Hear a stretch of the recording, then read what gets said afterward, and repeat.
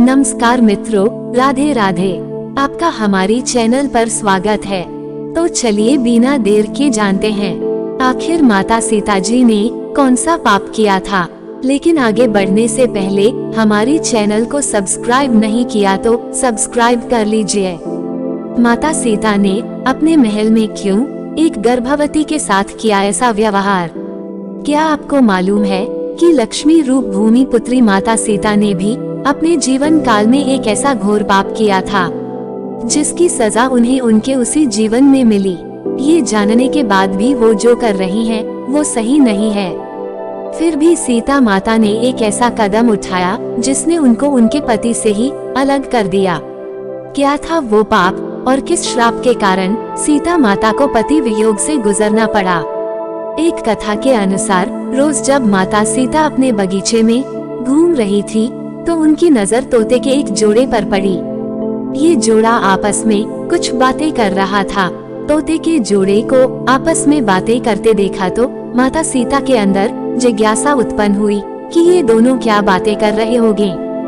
जिसके बाद माता सीता तोते के उस जोड़े के पास गई और उन्होंने सुना कि ये जोड़ा सीता माता और उनके पति यानी कि भगवान राम के बारे में बात कर रहा है। जब माता सीता ने तोतों के मुख से अपने भविष्य के बारे में इतनी सारी बातें सुनी तो उन्होंने पूछा कि तुम्हें मेरे भविष्य के बारे में इतना सब कुछ कैसे जानते हैं? तो इसके जवाब में उन्होंने बताया वो वाल्मीकि आश्रम के एक पेड़ में रहते थे जहां हर वक्त माता सीता और भगवान राम के बारे में ही बातें होती रहती थी। तोते के इस जोड़े ने ये तक बताया कि आगे चलकर भगवान राम मिथिला आकर आपके स्वयंवर में शामिल होंगे और भगवान शिव के धनुष को तोड़कर आपसे विवाह करेंगे। अब अपने भविष्य के बारे में इतना सब कुछ जानने के बाद माता सीता के मन में अपने भविष्य के बारे में और भी जानने की जिज्ञासा हुई। जिसके बाद माता सीता ने तोते के उस जोड़े को बंदी बनाकर पिंजरे में डलवा दिया। काफी कुछ जानने के बाद अब माता सीता को मादा तोते से एक लगाव हो गया था।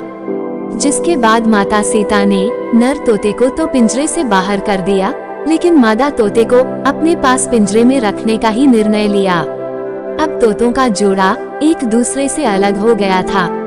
जिसके बाद मादा तोते ने माता सीता को बताया कि मैं गर्भवती हूँ, मुझे छोड़ दीजिए। लेकिन अब सभी को ये सुनकर हैरानी होगी कि माता सीता ने उसे छोड़ने से इनकार कर दिया।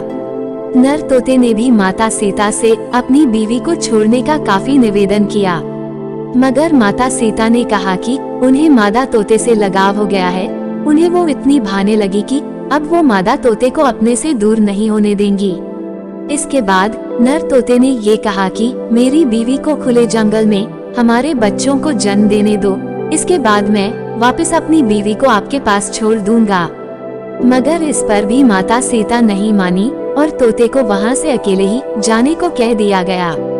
3-4 दिन गुजरने के बाद मादा तोते ने पिंजरे में पति वियोग के कारण दम तोड़ दिया। अब जब नर तोता अपनी पत्नी से मिलने महल पहुँचा तो उसने वहाँ देखा कि उसकी गर्भवती पत्नी प्राण त्याग चुकी है।